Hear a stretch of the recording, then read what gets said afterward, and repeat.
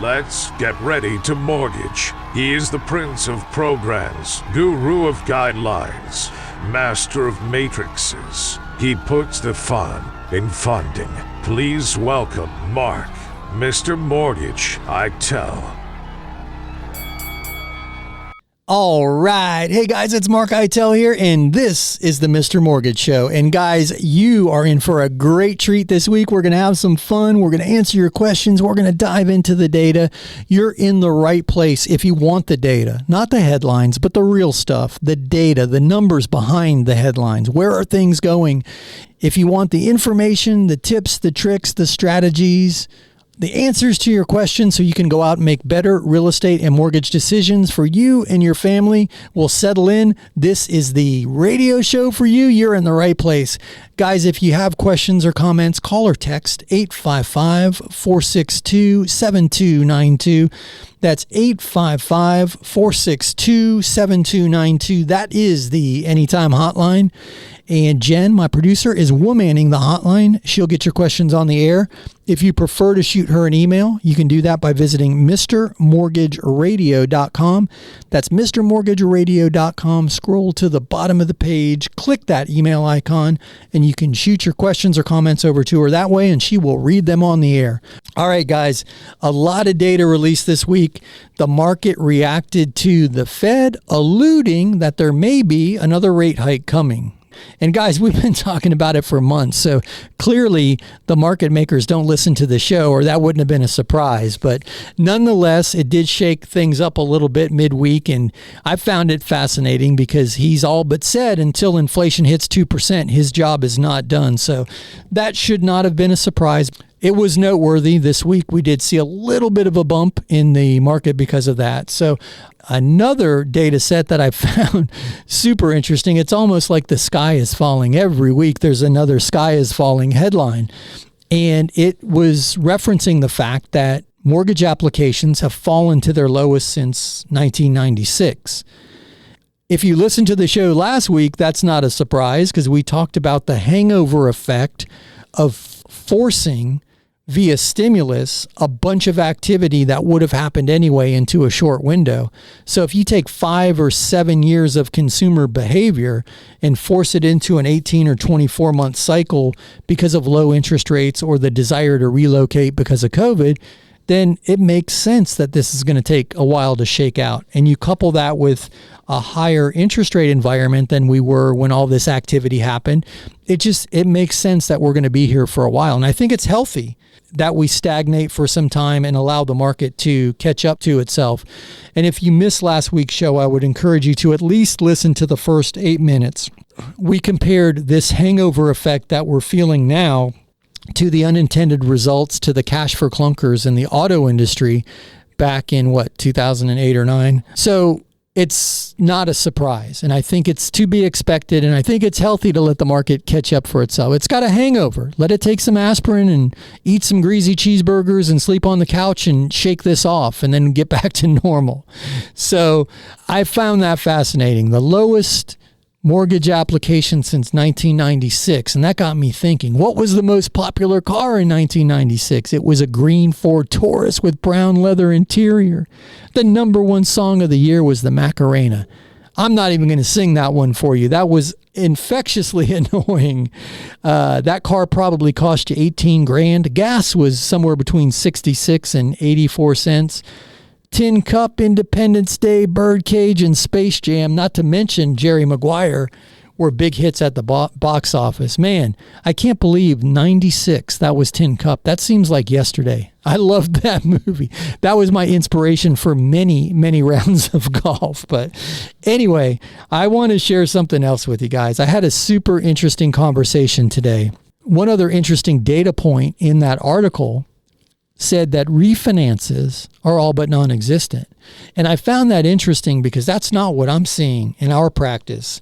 The REC, R-E-C, reduce, eliminate, and consolidate, that debt consolidation refi is getting a lot of attention right now because people are burdened by a lot of consumer debt. We talked about the credit card balances breaching $1 trillion, and credit card interest rates are in the high 20s in a lot of instances, and equity lines are up over 10%. And, a lot of people are upside down on their cars because they bought them at the wrong time, and they can't refi them or sell them or trade them because they owe more than they're worth. And because of all of that, people are looking to the debt consolidation loan. And I find it fascinating because people are super resistant to the idea because they've got this all-time low interest rate on their mortgage, right? And they don't want to let that go, and I get it.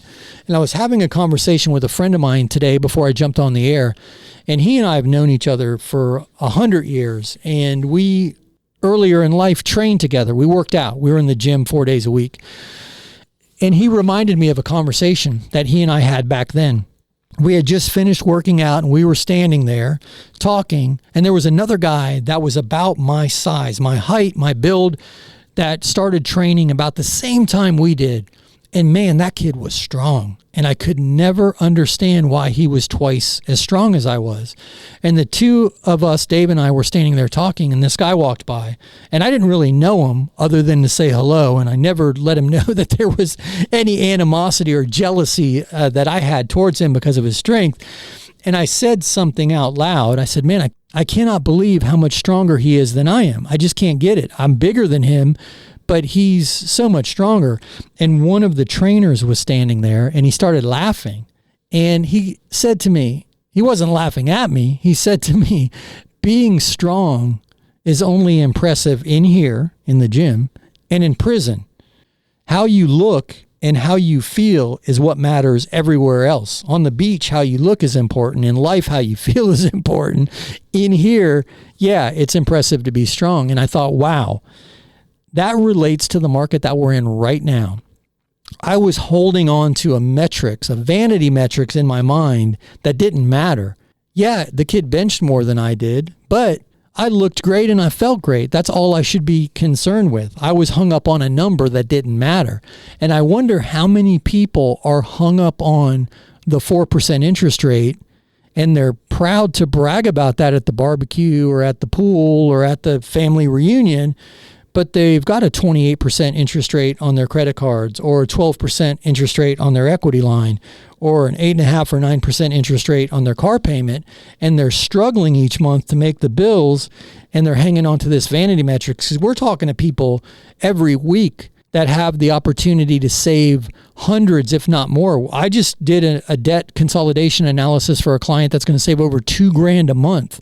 Those are real numbers. And yes, their interest rate is going to go up. It's going to go up from the 4s to the 6s, but they're going to save real money each month by shaking that vanity metrics. And guys, I'm not suggesting it's right for everybody, but I am suggesting that you look at what's important for you and your family, and don't get wrapped around the axle holding on to a number that's actually hurting you in the long run. So anyway, guys, you hear the music, you know what that means? That's my cue. We'll be back in a few. Sit tight on the other side of this very short break. We'll be back with more of the Mr. Mortgage Show.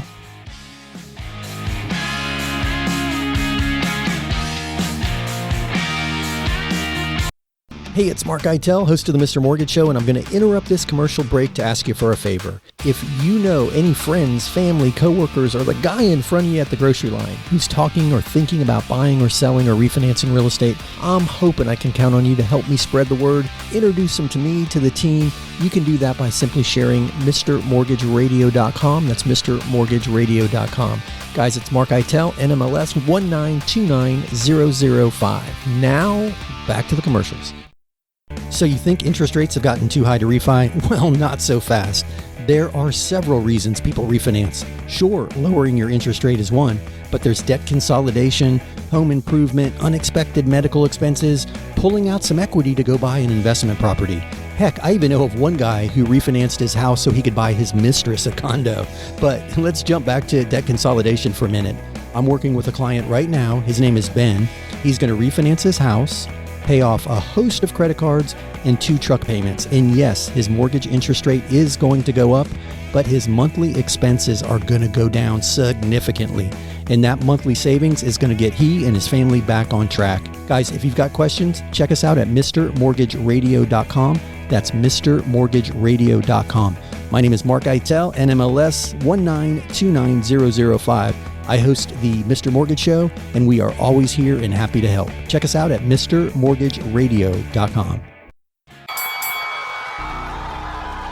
Welcome back to the Mr. Mortgage Show. Call us now at 855-462-7292. All right, we're back. My name is Mark Eitel, and this is the Mr. Mortgage Show. And you heard the man. You can get your questions or comments on the air by calling or texting 855-462-7292. That's 855-462-7292. Jen is womaning the hotline, and she will get you on the air. Or head over to mrmortgageradio.com. That's mrmortgageradio.com. Scroll to the bottom of the page. Click that email icon, and you can shoot your questions to Jen via email. She'll read them on the air for you. And I did check the hotline before we came back from that break, and someone brought up a great point, because before we went into that commercial break, I was talking about the debt consolidation rec refi. And somebody said, isn't it better to get an equity line and keep the low interest rate? And the answer to that question is yes, if you qualify for it. And if you have enough equity with the bank's loan to value ratio to pay off all the debt that you need to pay off. And the reason I say that is the banks have lowered the loan to value in a lot of instances and increased the credit scores. So with a rec refi, you could qualify in the 600s. With an equity line, you may need to be in the mid 7s or higher in some instances. So to answer your question, you bring up a wonderful point. That would be something I would look at. And assuming that there's enough equity and that you qualify, of course, that's a wonderful decision. But one of the key differences in how the debt to income is calculated with the rec refinance, we can take the payments of the debts that you're going to pay off with the refi out of your mathematical debt to income qualification ratios now. So if you're going to pay off a $300 car payment and a $500 equity line and a $500 or $600 credit card, all of that can be taken out now, so you qualify based on the lower ratio. And sometimes that makes a key difference, because the equity line is treated as new debt when your ratios are calculated for a lot of reasons we can go into if anybody has any questions. But that's a key difference, which opens up a broader spectrum of possibilities for somebody with the rec refi over the equity line. So not pitching one over the other, because they both have their place and circumstances dictate which ones make the most sense. But great point, and I did want to reference that. Hey, Jen, go ahead and throw me a question. Randy called this one in. I want to help my son and daughter-in-law buy their first home. Am I better off buying it as an investment property and renting it to them until they can buy? Or is there a better alternative? Thank you.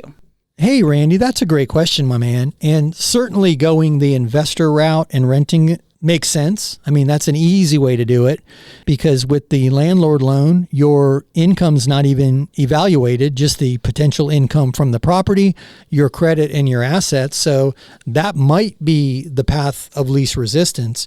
One other thing I'd like you to consider, though, is if you're comfortable with it, you could be a non-occupying co-borrower, and your son and daughter-in-law, could buy the property as their primary residence, benefit from the lower interest rate. You would have to put less money down on the property using a primary residence mortgage. You could even use an FHA mortgage.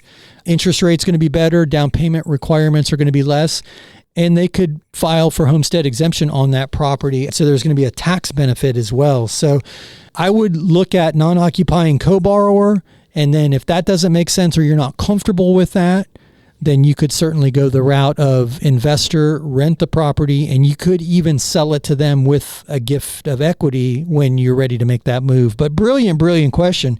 And guys, we're seeing parents do this more and more, and we talk about it a lot on the air. We call it the first home layaway program, where parents are taking some of their newfound equity out of their property, buying an investment property, renting it out to a stranger, letting that person pay the principal down, build equity up, so that later, when their children are grown and ready to move out on their own, they can sell that property to them with the gift of equity strategy. So Parents helping children, grandparents helping grandchildren. It seems to be a theme of late. And I think with where the market is and where interest rates are, we're going to see that trend continue. So, Randy, I appreciate that question, my man. Hey, Jen, can we squeeze another question in? Dominic sent this email. Is there an easy way to figure out if a rec refinance is the right move? It looks like we'll save around $600 per month, but I don't know how to figure out the blended rate. Hey, Dominic, brilliant question, my man. There's a blended rate calculator I can send to you, but right out of the box, I think the answer to your question is, does saving $600 a month make sense? And I don't mean to be flippant with that, but that's a significant savings.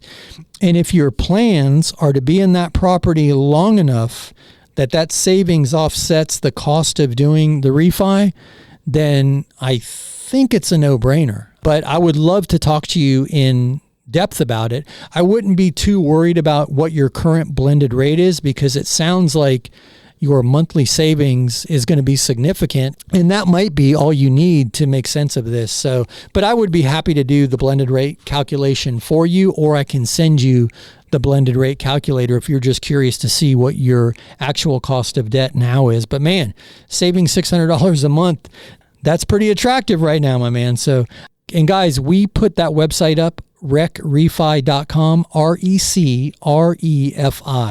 And REC stands for reduce, eliminate, and consolidate. So RECREFI.com. And there is a debt consolidation calculator built into that website, and it'll give you a pretty good idea of the savings that you may or may not see. And I say may not because if it doesn't make sense, it'll tell you right in that calculator that there's no monthly savings benefit to making the move. So, and that calculator is there so you can see the numbers for yourself. Guys, the path is in the math. Don't get hung up on the vanity metrics. If it makes sense for you financially because of savings or otherwise, then yeah, run the calculator on that website and see what your numbers come back at. And if you have any questions about that, all my contact info is on that page. But guys, you hear the music, you know what that means. That's my cue. We'll be back in a few. Sit tight on the other side of this very short break. We'll be back with more of the Mr. Mortgage Show. Hey, it's Mark Eitel, host of the Mr. Mortgage Show, and I'm going to interrupt this commercial break to ask you for a favor. If you know any friends, family, coworkers, or the guy in front of you at the grocery line who's talking or thinking about buying or selling or refinancing real estate, I'm hoping I can count on you to help me spread the word, introduce them to me, to the team. You can do that by simply sharing MrMortgageRadio.com. That's MrMortgageRadio.com. Guys, it's Mark Eitel, NMLS 1929005. Now, back to the commercials. Raise your hand if you are freaked out by what's happening in the banking world. Well, no, put your hands back on the steering wheel. It's all starting to feel like a house of cards. And what about that $17 billion, yes, billion with a B, dollars worth of bondholder money that was lost in that Credit Suisse takeover? Right now, I'm hearing more and more people talk about a flight to safety, and they're looking at gold and silver and other precious metals, but also rental property. Yep, income-producing rental property is starting to become sexy again. Guys, we've got an amazing loan program called the Landlord Loan. It's an easy way to acquire rental property. If you've got good credit and the assets, we don't even look at your personal income. We look at the income produced by the property. Assuming that it supports the debt, boom, you're a landlord. Check us out at MrMortgageRadio.com. That's MrMortgageRadio.com. My name is Mark Eitel, NMLS 1929005, and my team and I are here and happy to help. Check us out at MrMortgageRadio.com. Welcome back to the Mr. Mortgage Show. Call us now at 855-462-7292.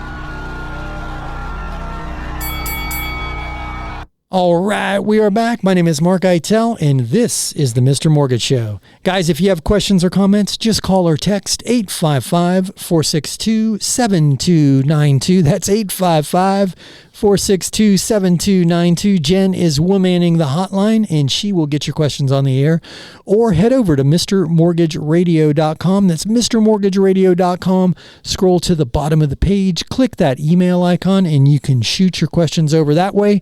She will read them on the air. She might have to edit out the bad words, but she'll read them on the air for you. We did get a couple of texts about I don't believe the skinny old man ever worked out. Anyway, guys, speaking of Jen and speaking of your questions, let's get into some more of that right now. Go ahead, Jen. Throw me another question. Beth sent us this. My landlord is selling my house. He offered to sell it to me, but the price is crazy. Is there a certain amount of time a new owner has to give me before they can kick me out? Hey, Beth, great question. We have seen a lot of this lately with where property values are that landlords are cashing out. The good news is that if you've got a lease in place and you're not in violation of that lease, in almost every instance that I'm aware of, the new owner will have to honor that lease. So you should be okay, but I would encourage you to, at very least, Google tenant attorney or legal aid and see if somebody can review your lease for you at no charge. Most of those places will do a no charge consultation. If you need help finding somebody, you can shoot us back an email and I'll help you locate somebody in your area. But almost always the new owner will have to honor that lease. Now, here's something that may or may not excite you. I've seen a lot of this recently where the buyer, if you will, the potential new owner, intends on occupying the property as a primary residence. Well, that means you, as the tenant, need to be out of there within the first 59 days of them owning it, or they're not going to qualify for a primary residence mortgage. In that case, the seller and the buyer may agree to buy you out of the lease and give you a lump sum of cash so you can move early. And I've seen some of these lease buyouts that are pretty impressive because the new person wants to get in there and the landlord wants to get out of there, and you might have a little bit of bargaining power. But at very least, you should be okay through the end of your lease, assuming that you're not in violation of the lease. And I would encourage you not to do anything to violate that lease if that new owner is going to have an itchy trigger finger to get you out of there. But if you need help finding somebody to review that for you locally, just give us a call or shoot us an email. Shoot us an email might be the easier way to do it. Go to mrmortgageradio.com, scroll to the bottom of the page, and just remind me of this conversation, and I'll try to find somebody locally for you that might be able to review that document. So great question. Hey, Jen, can you throw me another one? Here's a text from Gerald. We ran up our credit cards helping my grandson get back on his feet, so we have a lot of debt. Can we pay these off with a reverse mortgage? Hey, Gerald, great question. The short answer is yes, assuming that you've got enough equity and that you do qualify for the reverse mortgage. Then you can use that for just about any purpose that you want. So certainly to pay your credit cards off, that would work. So if you need more information about the reverse mortgage or you want to discuss specific details around your scenario, I would welcome a conversation off the air. But yes, you can pay your credit card, your consumer debt, just like the rec refi, you can pay all your bills off with the reverse mortgage, assuming that you have enough equity to make it all work. And I'd be happy to run some calculations for you to confirm that that indeed is the case for you. But brilliant question. Hey, Jen, do we have time for... Okay, go ahead. Here's one from Cindy. We're looking at a few rental properties. If we transfer them into a company name after we buy them, will this affect the mortgage? Since the ownership is technically changing. Hey, Cindy, you are very smart. You've been paying attention because you referenced the ownership structure changing, right? Technically, it's a new owner if it's now a company or an LLC, which is most common with investment properties. And you are probably alluding to the due on sale clause in most mortgages because now the owner is no longer the owner, it's now the company, and that could trigger the due on sales clause. And almost every residential mortgage has a due on sale clause in it.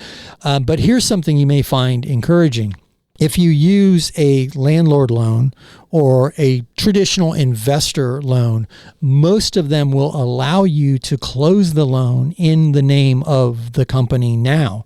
There are some limitations on the company structures that are eligible, but LLCs seem to be the most popular with rental properties, and you can close the landlord loan in the name of the LLC, which may save you that step. Unless there's something in your strategy that I'm missing, if the goal is just to get it in the company name, it might be easier just to do that from the beginning and write the contract and close the transaction in the company name from the beginning, which the landlord loan has that eligibility for closing in a company name right out of the box. So might save a step and make sense for you. But great question.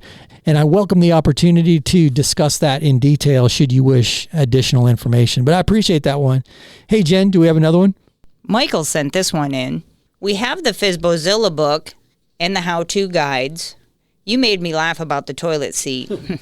Any advice on a cheap way to turn the photos into a video to post online? Hey, Michael. Thank you for checking out FSBOzilla and grabbing the book and the guides. And you're right. Who forgets to put the toilet seat down when you're taking pictures for your listing? It drives me crazy. The long strand of toilet paper that's hanging down, or the shower curtain that's left open, or the toilet seat that I don't understand that. Or the guy in his boxers with the beer belly who you can see his reflection in the mirror when he's taking the listing photos. That drives me nuts. So I'm glad you got a chuckle out of it. Guys, if you're curious what we're talking about, FSBOZILLA.com is where you get the copy of the book. It's a how-to guide, how to best tackle the for sale by owner strategy if that is indeed your goal, to sell your property without a real estate agent.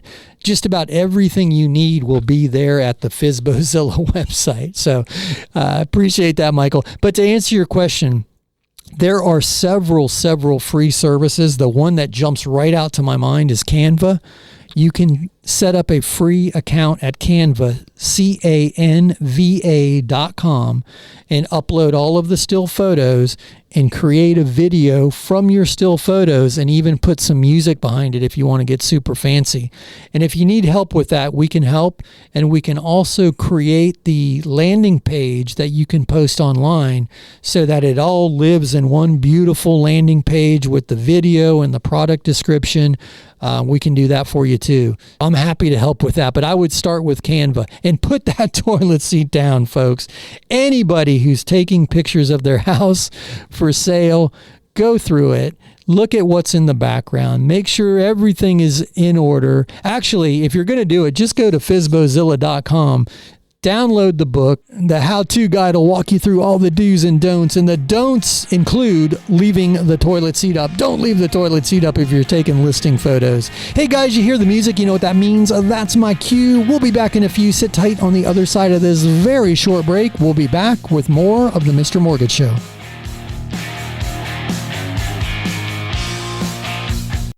Are you thinking of selling your home? Don't let realtor commissions eat away at your hard-earned equity. With FSBOzilla, you can save thousands by doing it yourself. Avoid the tire kickers and pushy realtors.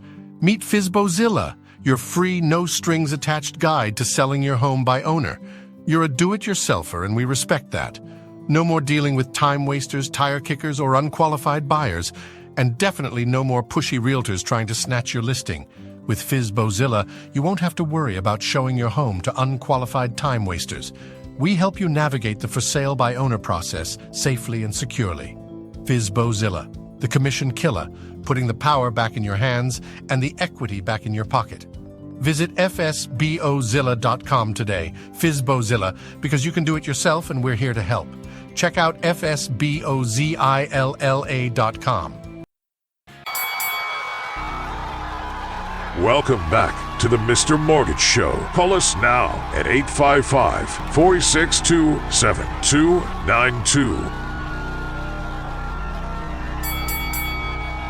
All right, we are back. My name is Mark Eitel, and this is the Mr. Mortgage Show. And guys, if you have questions or comments, just call or text 855-462-7292. Again, call or text that number. That's the Anytime Hotline, 855 462-7292, or head over to mrmortgageradio.com, scroll to the bottom of the page, click that email icon, and you can send your questions to us via email. Again, that's mrmortgageradio.com. Jen is standing by, womaning the hotline, taking the calls and watching for your emails and texts. She will get your question on the air. I'm laughing. Jen, did you see that? Guys, if you're watching this on Facebook or on YouTube, behind me on the Jumbotron, I've got the Rec Refi website up, and it's just at the still image of the video right now, but it's me, and the Jumbotron's pretty big, and it's like a real person, a life-size person is standing behind me, and I just caught myself out of the corner of my eye, and it scared the heck out of me. I guess I'm not as attractive as I used to be. I'm kind of scary looking in the Jumbotron. Anyway, guys, enough of that. Let's keep your questions and comments coming. Hey, Jen, go ahead and throw me a question, would you? Nate sent us a question. How does buying a home with a reverse mortgage work? I heard you mention this last week, and it sounds interesting. It may be a solution for us. Thank you. Hey, Nate, thanks for that question, my man. It is an amazing, amazing opportunity. And guys, I talk about reverse mortgages a lot. They're not right for everybody, but when they are life-changing because they don't require a monthly mortgage payment. So it makes a big, big difference for a lot of people. So Nate, congrats for catching that, because a lot of people miss the fact that you can use a reverse mortgage to buy a property. And the short answer is you'll put down essentially 50%. It could be a little bit less. It could be a little bit more. It depends on your age. But by putting that big chunk of money down, you now have enough equity in the property that you can start with the reverse mortgage. So if you're buying a $300,000 property and you put $150,000 down and you have a $150,000 reverse mortgage, you move into that property never having to make a monthly payment. You just make your taxes and your insurance payments at the end of each year. And if there's an HOA, you're responsible for that. But it is a difference maker for a lot of people. And where the home prices are now, a lot of seniors have so much equity. They never dreamed they were going to have this much equity. So if they're downsizing, they can sell the property, cash all that equity out, put a chunk of it in the bank, put a chunk down on a smaller property, and move into it with the reverse mortgage strategy and not have that monthly mortgage payment. Heck, you could even go a lateral move, and mathematically that may work out. So brilliant, brilliant strategy, a reverse to purchase. Not enough people even know it exists. Guys, if anybody out there wants to dive deep on a reverse to purchase strategy, please, I encourage you to get a hold of me or my office. I'll definitely walk you through how it would work. We can look at your exact scenario. One place you could start is moreaboutreverse.com, just to get the overall idea of how a reverse mortgage works, and then we could dive into the purchase strategy after that. So, brilliant question, Nate. Thank you. Hey, Jen, do you have another one ready? Kaylee sent us this. My boyfriend and I are talking about buying a house together. Is there anything we need to watch out for since we're not married? Does it matter who is on the paperwork first, like buyer and co-buyer? So this is a great, great question, and everybody should ask this question before they get started. So the whole borrower, co-borrower, buyer, co-buyer thing, it doesn't matter from the ownership structure. If there's two of you and you buy the property and the title's recorded as joint tenants with right of survivorship, then you both own 50%. If one of you dies, then you own 100%, or the other person owns 100%. It doesn't matter from that aspect. Usually on the mortgage application, whoever is the stronger borrower, meaning the better credit score or the larger income, would be the borrower and the other person would be the co-borrower.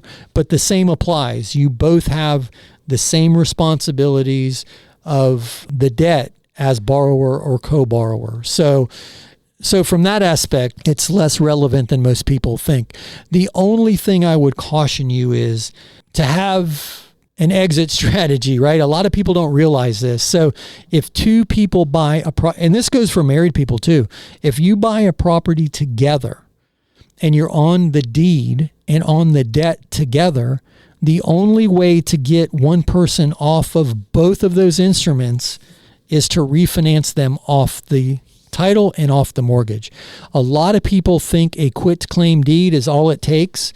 And if boyfriend, girlfriend buy the property and break up, and girlfriend wants to keep the property and boyfriend wants to go move to California and, have an acting career, a lot of people think all boyfriend has to do is quit-claim deed himself off the property and off he goes. Well, he's still on the mortgage. So if girlfriend stops making the mortgage payment, they're both in default. Both of their credit scores suffer, and they both go into foreclosure. So that's the only thing I would caution you to be aware of, is if one person wants out, the only way to get them off both instruments is a refinance. A lot of people go the quitclaim deed route, and it comes back to haunt them in the future. So that would be my number one piece of advice.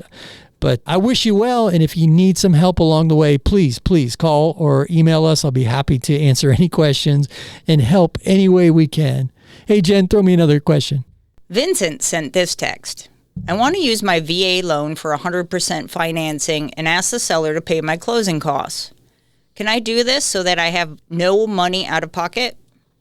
Hey, Vincent, that is a great question. And yes, you can do that, because the VA loan is going to give you 100% financing.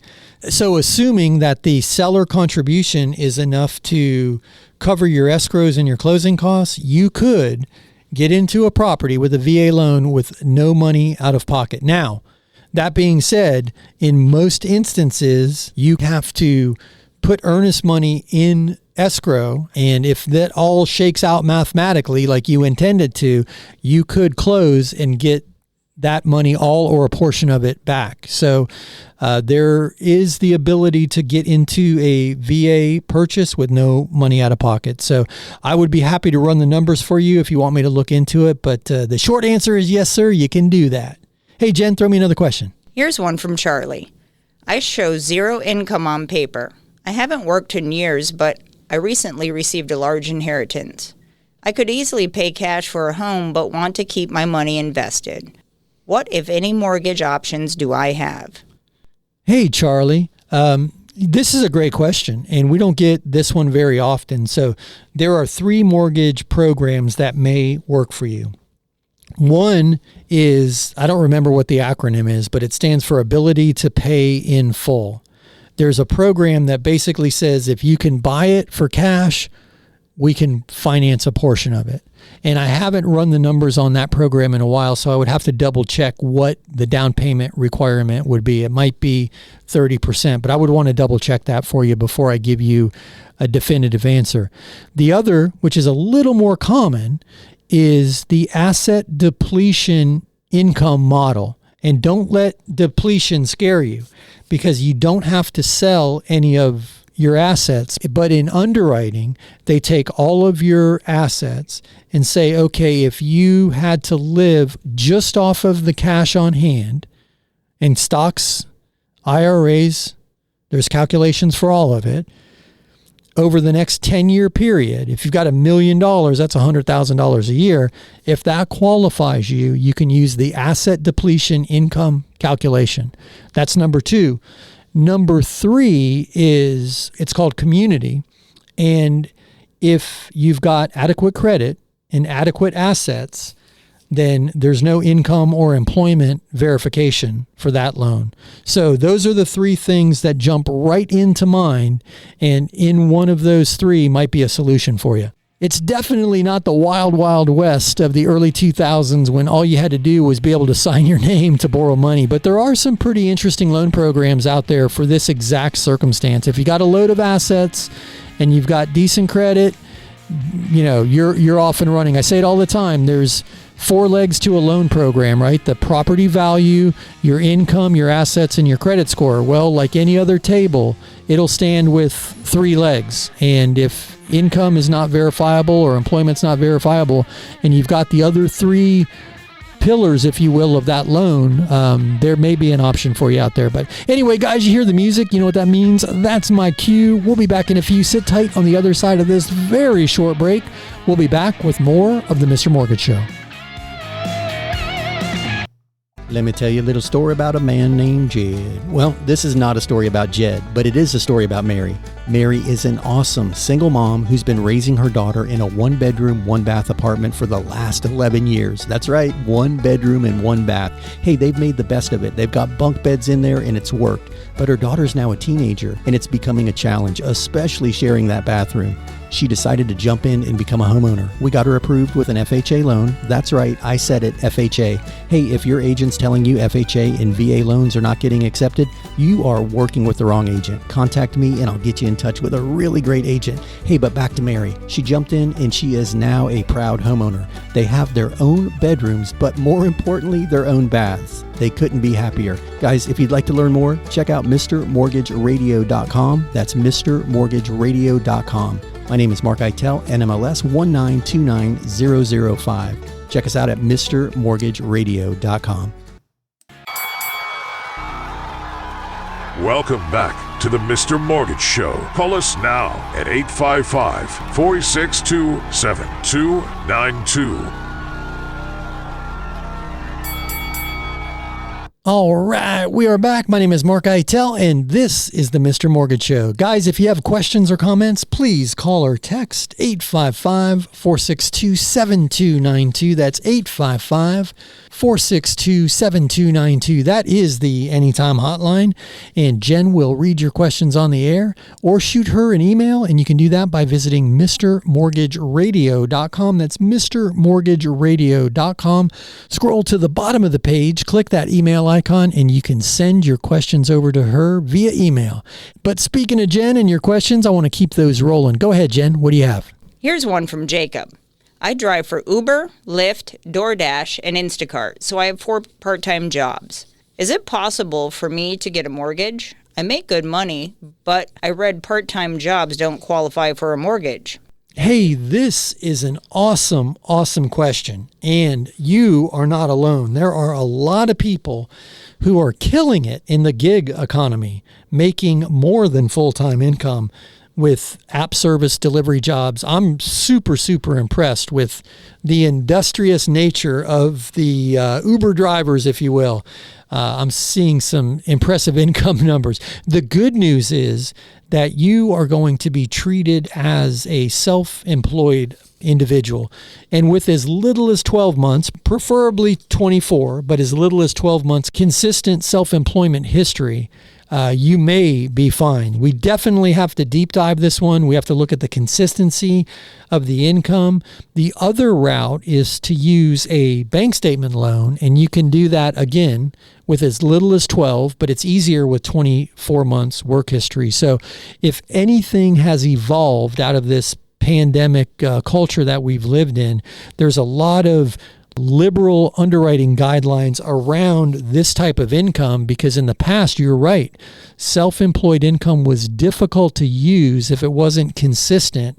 And I mean consistent, hourly, consistent weekly number of hours, and consistent weekly income for 24 months. The good news is that there are a variety of programs that now look past that. I would encourage you to move forward. Get a full income evaluation and see if you can't make this happen. So brilliant question. I appreciate that one. Hey, Jen, throw me another one. Glenn sent this. I'm looking for a commercial loan to buy an old bank for my jewelry store. I've leased my location for 9 years. The bank will be perfect, and it has a safe and is much better location. Are there any mortgage options for this type of situation? Hey, Glenn, that is a super cool idea, man. I never even thought about that. What a perfect jewelry store, because as you mentioned, the safe is already there. I don't know if anybody follows Patrick Bet-David online or watch or listen to his podcast, but they did something similar. They bought an old bank building and converted the vault into the podcast recording studio. It's pretty cool. But anyway, I love this question because there are several options. You are the perfect candidate for an SBA loan because you mentioned you've got 9 years history history in your current location, and you're now buying a place for your own to operate the business that you've got at least 9 years history. So assuming that the business throws off enough income to support it, you would be surprised to learn how liberal the SBA loan is from an interest rate standpoint and from a down payment requirement standpoint. This may be easier than you think. And the cool thing is you can take the remodeling costs and roll them into the loan.